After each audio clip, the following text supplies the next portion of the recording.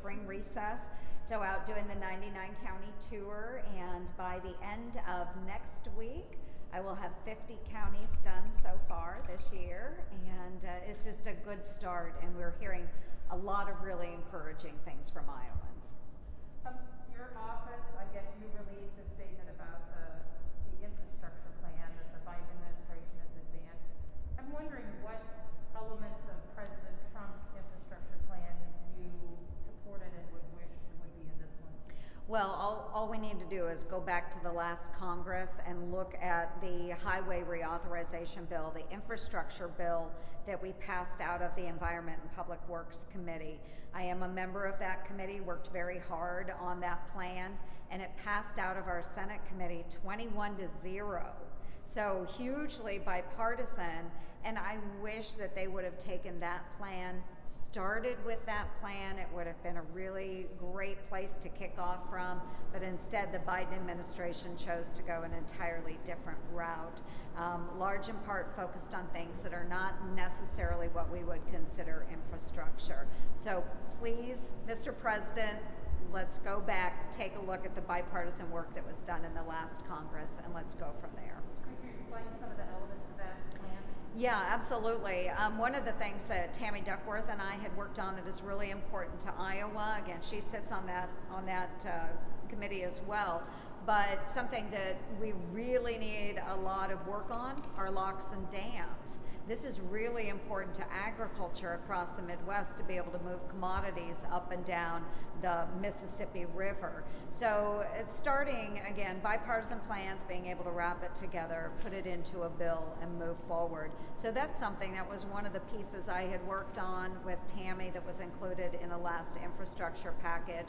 But again, roads and bridges, very important. We put a lot of emphasis on that in the EPW committee in the last Congress. We want to see that move forward. We don't want to see a lot of extraneous things put into the package, and that's where I think we're going to run into a lot of heartburn. When you're focused on things like childcare and childcare facilities, that's wonderful. Those are things I work on, but that doesn't necessarily go into this type of package. Those are other items that we can debate separately. What about the vaccine supply? Some of the vaccine was ruined. Iowa seems like we're never getting enough. Are we going to get more? What are you hearing? Yeah, what I am hearing, and again, I would just refer back to the state. But as far as we know, things are still rolling forward, and we're still receiving the vaccinations just as other states are. There is an algorithm that was explained to us and how they arrive at the doses that are allocated to each of the states. And then it's up to our Department of Health and the governor's office then to make sure that's being distributed. But we also have a federal supply that's also going through a number of our pharmacies as well.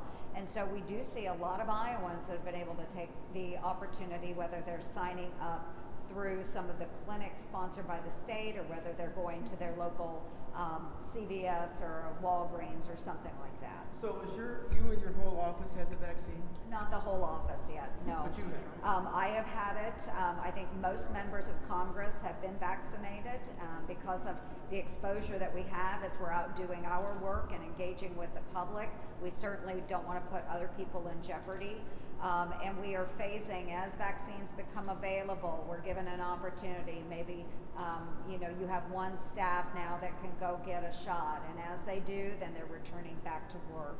So it is important that we're protecting our staff, but it's also important that we're getting the vaccines out to all Iowans if they choose to take the vaccine. And most Iowans are choosing, do you think, or what kind of feedback do you get? I think most of them are. I have heard a few onesies and twosies that are choosing not to become vaccinated. My encouragement is please get vaccinated.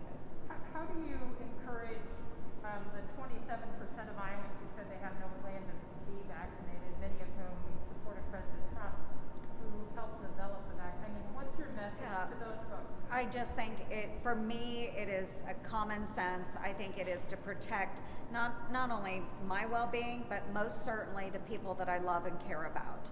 I do have elderly parents. I do have vulnerable members of my family. I want to make sure that as I engage with them, I am also protecting them, making sure that I'm not carrying the virus. I think that's something that people should be aware of, is that while you may be feeling well, it's potential that you could be passing on the coronavirus to somebody else. If you've had that vaccination, then the likelihood is that you won't expose other people. So I just encourage everyone to seek the opportunity, call the 211, make sure that you're getting an appointment and moving forward with that vaccination. Just one more question. Senator Grassley went to the border. Are you going to the border? Have you been? I don't have plans right now. I have been to the border previously. I was there during the Trump administration. So we are hearing some of the same issues where there are migrants that are coming. What I've heard from the colleagues that went to the border the past week is that the people that are coming to the border, they're not necessarily running away from those border agents, they're running to them. They know if they can get across the border, they're going to be taken into custody and cared for. So we have a crisis. It's a humanitarian crisis. I think we all need to recognize that and then come up with solutions. What would you urge the Biden administration to do? What would you tell them if you were running it? Well, absolutely. I think we need to go back to some of the policies that President Trump put in place.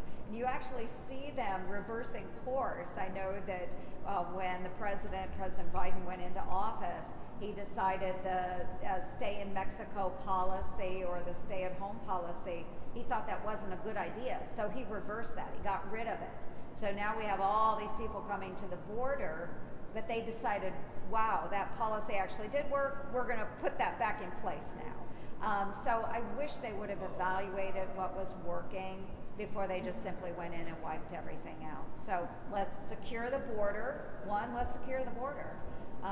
Two, let's make sure that if people do have a valid asylum concerns or applications, that they are applying from their home country and not making that dangerous trek.